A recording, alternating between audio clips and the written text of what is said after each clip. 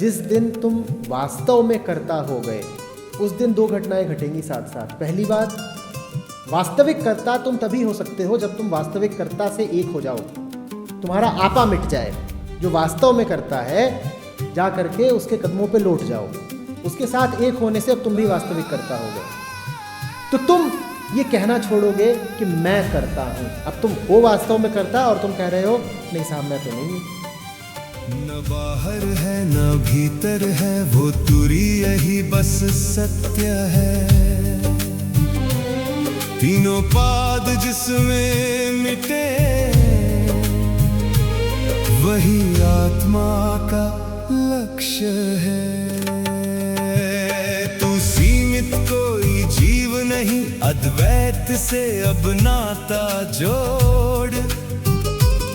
तेरे इस अलग होने के वहम पर ये उपनिषद करे सीधी छूट। ये मजेदार बात है ना, जो वास्तविक करता है वो कभी भोंपू बजाता ही नहीं कि मैंने किया, और जो करते कुछ नहीं है उन्हें बड़ी भूख है श्रेय लेने की।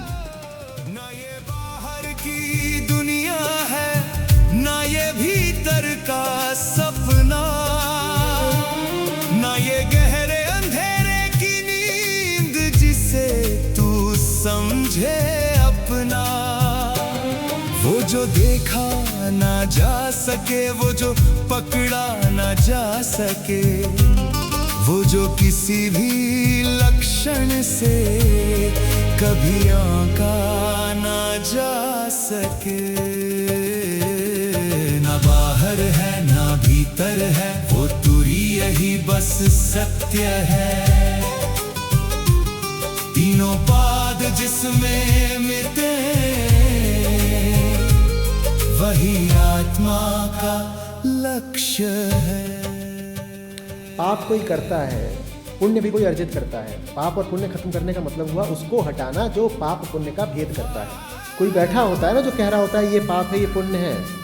कोई तो होता है जो दोनों का निर्णेता बना बैठा है, उसको हटा देता है। जब वो हटेगा तभी पाप पुण्य हटेंगे। न ज्ञान है न ज्ञान है वो तो शुद्ध एक प्रकाश है। शांत शिव और अद्वैत वो चेतना का आकाश है। चिन्मय है वो रूप तेरा जिसे तू भूल बैठा है। नाम रूप के मलबे में तू खुद को दाब बैठा है। न बाहर है न भीतर है वो तुरी यही बस सत्य है। तीनों पाद जिसमें मिटे वही आत्मा का लक्ष्य है। योगी वो जो संयोग से आगे बढ़ गया है। अब उसके जीवन में जो है वो आकस्मिक नहीं है, अब उसके पास स्थायित्व है, अब उसके पास कुछ अपना है। प्रमाणों से जो परे खड़ा वो तेरा आत्म तत्व है। जहां मैं और तू मिट जाए वही असली अपनत्व है। तीनों अवस्थाएं आती जाती पर वो सदा ही रहता है। अज्ञानी उसे शून्य समझे, ज्ञानी उसे ब्रह्म कहता है। न बाहर है न भीतर है वो तुरी यही बस सत्य है। तीनों पाद जिसमें मिटे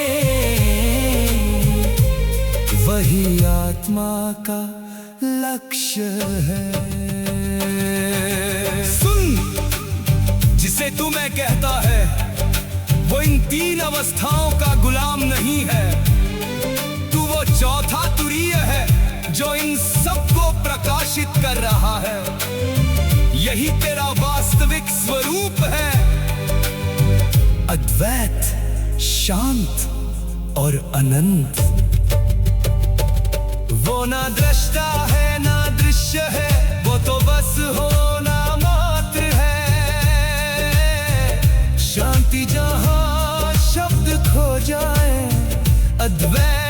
यहाँ द्वैत मर जाए,